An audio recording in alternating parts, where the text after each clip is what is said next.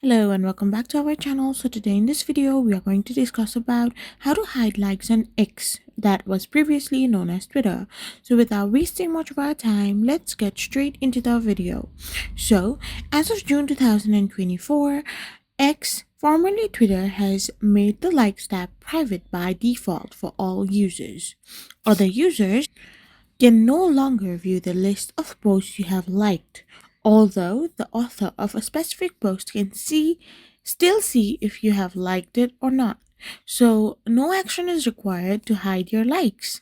However, if you are an X Premium subscriber, you can go further, hide the like tab, but this is redundant given the default sidewise change. So basically, there is no particular change you would wish to do to hide your likes on X. It is automatically hidden.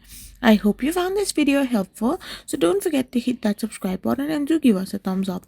We will be back again with more informative videos. Thank you for watching and stay tuned for our next video.